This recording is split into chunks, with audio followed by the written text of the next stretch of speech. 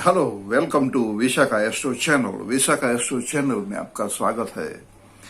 दोस्तों, हम राहु की ट्रांजिट जो मेष राशि में चल रही है, पहले वृषभ में था, अब मेष राशि में 13 मई को आ गया है और अक्टूबर 2023 तक रहने वाला है। मतलब 18 महीना, 1.5 साल तक राहु मेष राशि में स्थित है।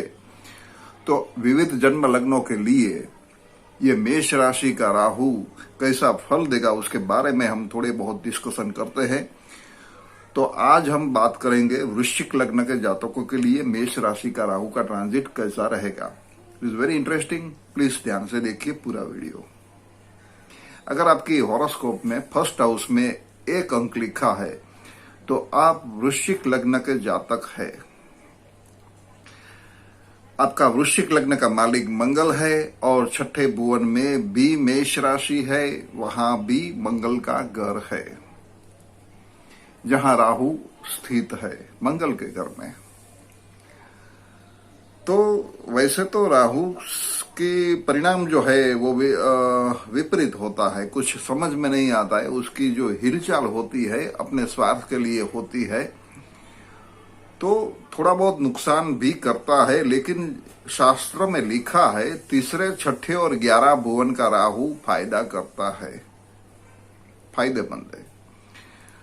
तो यहाँ आपके लिए खुशी की बात यह है कि 6th हाउस में राहु जो आया है तो शत्रुओं का नाश करेगा। मतलब शत्रु दूर भाग जाएंगे, शत्रु आपका कुछ बिगाड़ नहीं सकेगा। वैसे तो मंगल के घर में राहु है तो ईजा, अकस्मात, आग, चोरी, लूटपाट का भय हो सकता है, लेकिन आपको कुछ होगा नहीं।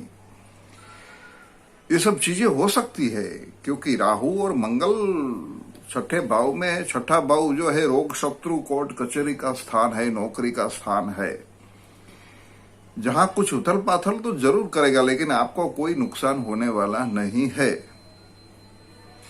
अगर आप कोई बीमारी है तो कोई नई बीमारी आ सकती है, आपको कुछ पता ही नहीं है, लेकिन आप जब लेबोरेटरी करवाए, आप सब कुछ जांच करवाए तो आपको पता चलेगा कि ये क्या हो गया।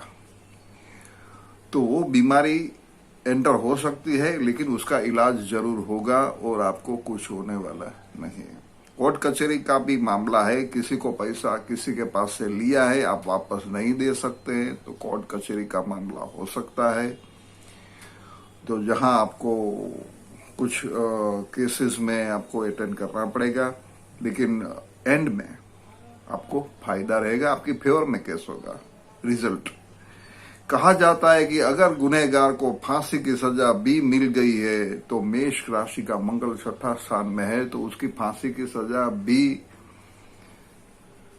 कैंसिल हो सकती है, माफ करती है सरकार मेष का राहु में।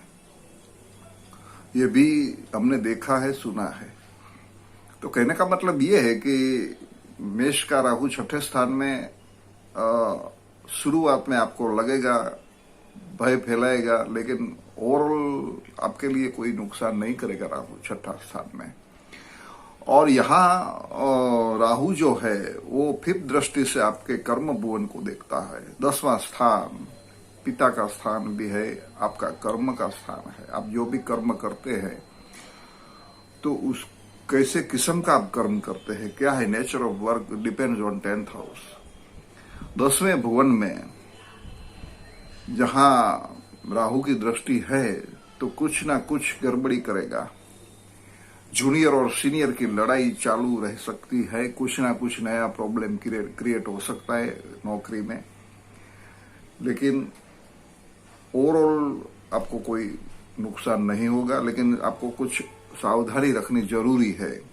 आप जो भी कार्य करते हैं वो पहले आपको ऐसा लगेगा कि ये बराबर है, लेकिन एक्चुअली वो बराबर नहीं होता है और उसका रिजल्ट नेगेटिव हो सकता है। तो ये सब सावधानी करनी पड़ेगी। आप नया प्रोजेक्ट अगर आप शुरू करने जा रहे हैं तो पिता के साथ भी अनबनी रहेगी, फिर भी उसके साथ लगाव तो उतना ही रहेगा जितना पहले था।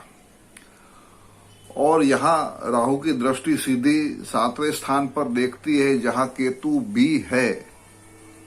12वां स्थान विदेश भूमि का कारक है, व्यय भुवन है, स्मशान भूमि है, ड्रीम लैंड है, सपनों की भूमि भी है। तो आपको यहाँ राहु जो है कर्जा करने में कोई कमी नहीं रखेगा। आप कर्जा लेंगे, आप उधार पैसे लेंगे, लोन लेंगे, ये लेंगे, वो लेंगे, लेकिन याद रखें आप जितनी भी आपकी ताकत है उतना ही पैसा आपको लेना है, क्योंकि राहु या को कभी भी रुला सकता है। क्योंकि आप अगर वापस न दे सके 1.5 साल तक तो आपको अच्छा लगेगा, पैसे है चलो उड़ाओ मौज करो, लेकिन जब वापस देने की बारी आएगी तो तकलीफें हो सकती है। तो यहाँ एक आपको माइंड में आपको पता चलना चाहिए कि मेरी कैपेसिटी कितनी है, उतना ही मैं पैसा बोरो करूं। या तो अब किसी को भी अगर पैसा दे, चलो देते हैं, अच्छा आदमी है उसको वापस दे देगा, देते हैं, अच्छा रहेगा, ये करो उसको दे दो, वहां कुछ पैसे दे दो, ये भी ऐसा भी आप करेंगे, लेकिन वो पैसा वापस आने की गारंटी नहीं रहेगी।